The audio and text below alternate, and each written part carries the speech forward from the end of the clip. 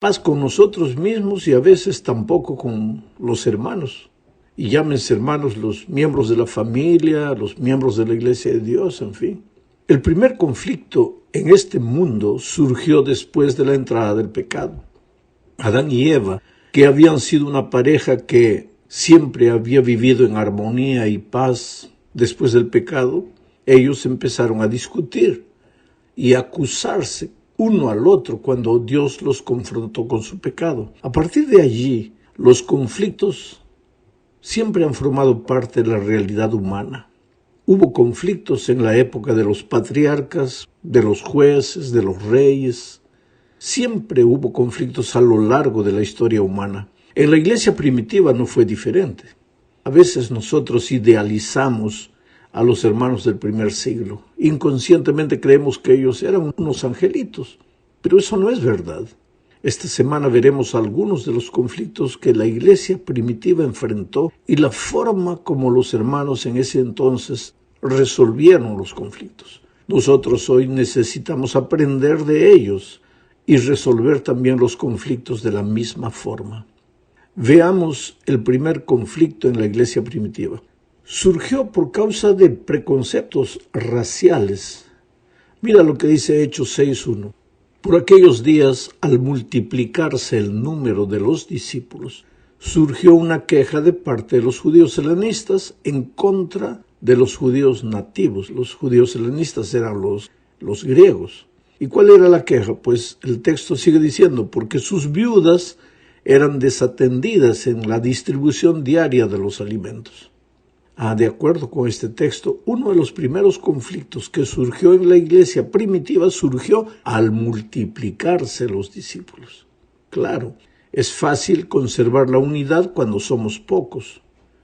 Pero ¿qué sucede cuando llegamos a ser 22 millones de miembros en el mundo?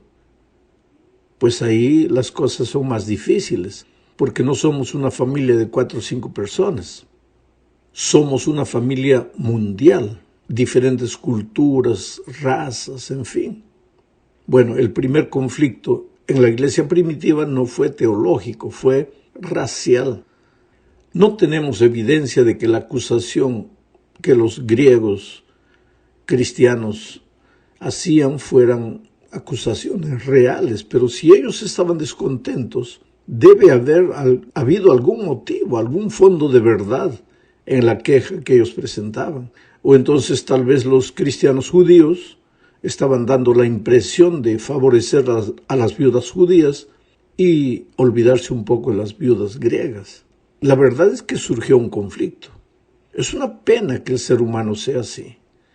Es triste que a pesar de haber sido convertidos, todavía a veces en el corazón no nos olvidamos de las banderas, ni los territorios, ni las fronteras, ni las regiones.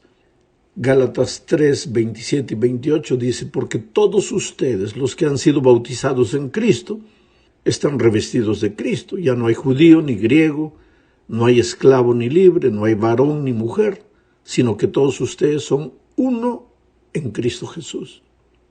Ahora yo te pregunto, ¿hasta qué punto esta declaración de Pablo es verdad en la experiencia de la iglesia hoy?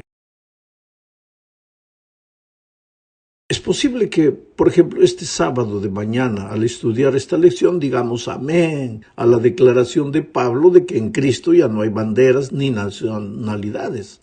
Inclusive es hasta posible que un hermano enseñe esta lección afirmando que en Cristo ya no hay fronteras, ni razas, ni países. Bueno, eso pues él lo va a enseñar en la mañana, en la escuela sabática, pero en la tarde, en la junta, al hablar de la posibilidad de un nuevo pastor para la iglesia, ese mismo hermano que en la mañana habló con entusiasmo de que en Cristo ya no hay banderas ni países, va a dar un discurso diciendo que ya que la mayoría de la iglesia es de cierta nacionalidad, el pastor también debe ser del mismo país. Y el argumento es que la cultura, bueno, para que no se entienda, porque un pastor de otro país no nos va a entender, bueno, para que no entre en choque con la cultura. Pues así somos. De mañana hablamos bonitos de la unidad y en la tarde ya estamos diciendo que no, que yo soy peruano, tú eres brasileño, etcétera, etcétera. el puente entre la bonita teoría que predicamos y la realidad que vivimos es muy largo y difícil de pasar. Bueno, ¿qué hizo la iglesia primitiva para resolver este conflicto? El relato bíblico de Hechos 6:2 dice: entonces los 12 convocaron a todos los discípulos y les dijeron: no está bien que desatendamos la proclamación de la palabra de Dios para atender a las mesas. En aquella ocasión se convocó a la iglesia para que decidiera el asunto.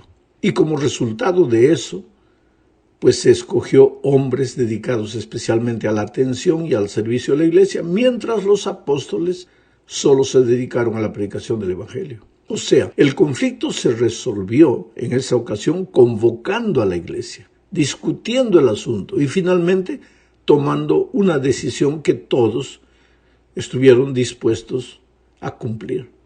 Es así que se resuelven conflictos. Se convoca a la iglesia, se discute y pues lo que la mayoría decide se hace. Así fue la iglesia primitiva, así debería ser en nuestros días. En la segunda parte de este estudio veremos otro conflicto que surgió en la iglesia primitiva. Fue primero el asunto de si se debían aceptar a los gentiles en el seno del cristianismo o no. El problema era básicamente entre los judíos que se habían vuelto cristianos. El pueblo judío, pues tradicionalmente había sido un pueblo exclusivista. Aunque habían aceptado el cristianismo, ellos continuaron pensando que eran el único pueblo de Dios. Ahora, en realidad nunca lo fueron, porque en el Antiguo Testamento vamos a ver, Dios siempre quiso alcanzar al mundo entero, pero usando al pueblo de Israel. Ahora, el pueblo de Israel malentendió las cosas y pensó que solo el pueblo de Israel podría ser salvo. Ellos ignoraban, cuando se convirtieron al cristianismo ahora, que en Cristo ya no había judíos ni griegos, ni hombres, ni mujeres, ni libres, ni esclavos. Así que los judíos cristianos tuvieron mucha dificultad para aceptar a los nuevos creyentes gentiles. Pero Dios necesitaba enseñarles una lección y lo hizo a través de una experiencia con Pedro. Pedro era un judío. Él creía que los judíos no debían acercarse a los gentiles. Aún siendo cristiano, pensaba de esa manera. Pero un día se encontraba en Jope, en la casa de Simón el curtidor, a la orilla del mar, y tuvo una visión. Vio una sábana llena de animales limpios e inmundos, y entonces recibió la orden de un hombre que estaba vestido de blanco, y que le dijo: levántate, mata y come. Entonces Pedro se negó y dijo: no, Señor, yo nunca he comido nada inmundo. La voz le dijo: no llames inmundo a lo que Dios limpió. Ahora mira, hay muchos cristianos sinceros que usan este incidente para afirmar que se puede comer todo tipo de animales. Pero la visión no le fue dada a Pedro por causa de los alimentos, sino para derribar un preconcepto, el preconcepto que los judíos tenían contra los gentiles. Eso lo vemos más claro al día siguiente de la visión, cuando Pedro fue llamado por Cornelio a Cesarea. Cornelio era un gentil. Allí Pedro dijo algo sorprendente, está registrado en Hechos 10:28. Entonces les dijo: como ustedes saben, para un judío es muy repugnante juntarse o acercarse a un extranjero, pero Dios me ha hecho ver que no puedo llamar a nadie gente común o impura. La visión de los animales limpios no era refiriéndose a comida, era refiriéndose a personas. Dios estaba tratando de derribar la barrera del exclusivismo y queriendo enseñarle a Pedro que tenía que aceptar a los gentiles que se convertían al cristianismo. ¿Te das cuenta que el judío Pedro empezó a darse cuenta de que ahora el cristianismo no es solo para los judíos, sino para todos?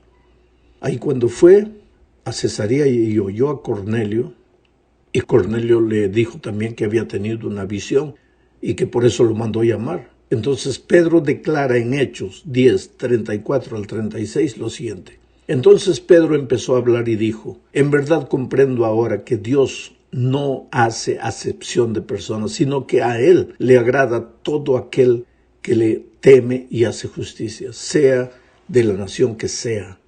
Dios envió un mensaje a los hijos de Israel y en Él les anunciaba las buenas noticias de la paz por medio de Jesucristo, que es el Señor de todos. Interesante, solo que este incidente muestra solo la raíz del verdadero problema teológico que se estaba levantando en la iglesia primitiva. Vamos ahora a la tercera parte de este estudio. Los informes de lo que sucedió en Cesarea con Cornelio no demoraron en llegar a los dirigentes de la iglesia en Jerusalén, y estos pidieron inmediatamente que Pedro viajara a Jerusalén para explicar lo que pasó. A los dirigentes allá en la iglesia de Jerusalén no les gustó lo que Pedro había hecho, porque según la interpretación de los dirigentes, a un judío fiel no se le permitía comer con los gentiles. Ahora, no existía un solo versículo en la Biblia con relación a esta posición. ¿Te acuerdas que a Jesús también lo acusaron de sentarse a comer con los gentiles, con los publicanos? Pero seguramente, como en todos los tiempos, algunos hermanos, sinceros yo diría, intentaban tomar un texto y hacerle decir lo que ellos querían. Pero no había un así dice el Señor. Y eso me deja triste a mí, porque agarramos la Biblia y queremos probar algo que la Biblia no dice. Y comenzamos a hacer deducciones lógicas, a hacer conclusiones personales. Pero muéstrame dentro del contexto lo que Dios dice para decir que sí o no. Pero pues los dirigentes judíos en ese momento en Jerusalén querían hasta disciplinar al pobre Pedro porque se juntó a comer con Cornelio. Sin embargo, Pedro les explicó y les dijo que la mayor prueba de que él había hecho lo correcto era que Cornelio y los que estaban con él habían recibido el Espíritu Santo después de su bautismo. Y habían testigos de lo que Pedro afirmaba, de modo que los líderes pues tuvieron que aceptar. Después de esto, la obra empezó a expandirse por muchos países que no eran judíos, no eran de Israel, no eran regiones de Israel. Y muchos gentiles pues aceptaron el Evangelio. Mira lo que dice Hechos 11, 19 al 22. Mientras tanto, los que habían sido dispersados por la persecución que se desató por causa de Esteban llegaron hasta Fenicia, Chipre y Antioquía, y hablaban de las buenas noticias solamente a los judíos. Pero había allí unos varones de Chipre y de Cirene que al entrar en Antioquía habían hablado también a los griegos acerca de las buenas noticias del Señor Jesús. Y con la ayuda del Señor, un gran número de personas creyó y se convirtió al Señor. Como esto llegó a los oídos de la iglesia en Jerusalén, enviaron a Bernabé hasta Antioquía. ¡Ah, qué interesante! Como esto llegó a los oídos de la iglesia en Jerusalén, enviaron a Bernabé hasta Antioquía. Quiere decir, el crecimiento de la obra entre los gentiles, en lugar de alegrar a los hermanos en Jerusalén, los preocupó y enviaron a Bernabé a ver qué es lo que estaba pasando en Antioquía. Todo esto empezó a crear un terrible conflicto. Sin duda, el más grande conflicto de la iglesia primitiva. Vamos a la cuarta parte. Aquí veremos justamente cuál era este conflicto y cómo fue resuelto el asunto, o si realmente fue resuelto. Hablemos del Concilio de Jerusalén. Fue convocado justamente por causa de la dificultad en tratar el asunto de la conversión de los gentiles. Algunos, entre ellos Pablo, Pedro y también Bernabé, creían que los gentiles debían ser aceptados en el seno del cristianismo solamente con el bautismo. Pero otros hermanos que se autodenominaban conservadores, entre comillas, y que creían que estaba entrando el mundo a la iglesia, ellos pensaban que se les debía exigir a los nuevos conversos gentiles que se circuncidaran. Entonces se levantó la pregunta, ¿sí o no? Sí significaba, dejemos que los gentiles solo se bauticen para ser cristianos.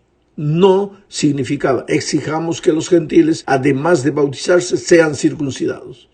Y para elucidar este problema, se convocó a la iglesia y sus líderes a Jerusalén. Todos viajaron a Jerusalén. Aquel fue, por así decirlo, la primera asamblea mundial de la iglesia, con representantes de todos los lugares donde había una iglesia. Inclusive los hermanos de Antioquía habían enviado sus representantes. Todos confiaban que Dios dirigiría la reunión en Jerusalén y se llegaría a una decisión sabia. Y sabes, no fue fácil llegar a una decisión. Como en toda reunión de esta naturaleza, pues los delegados hablan y cada uno dice su opinión, pero finalmente se hace lo que decide la mayoría y la minoría pasa a apoyar lo que la mayoría decide. Debería ser así. Es así que se trabaja en la iglesia de Dios. Pero a veces no sucede eso. Por lo menos en los tiempos de la iglesia primitiva no sucedió eso, porque la iglesia, la mayoría reunida en Jerusalén, los delegados, decidieron una cosa, pero después vamos a ver que hubo un pequeño grupo que no aceptó lo que la iglesia decidió. Llegamos al fin de este estudio, hablando un poco más del concilio de Jerusalén. Allá en el concilio pues se levantaron Pedro, Pablo, Bernabé para hablar. Cada uno dio su opinión y ellos eran a favor de que se aceptara a los gentiles solo con el bautismo y nada más. Pero habían otras opiniones. La situación quedó tensa. Duró un buen tiempo hasta que finalmente Jacobo tomó la palabra. Este Jacobo era hermano de Jesús. Y todo da a entender que Jacobo es el que dirigía la reunión, el concilio en Jerusalén.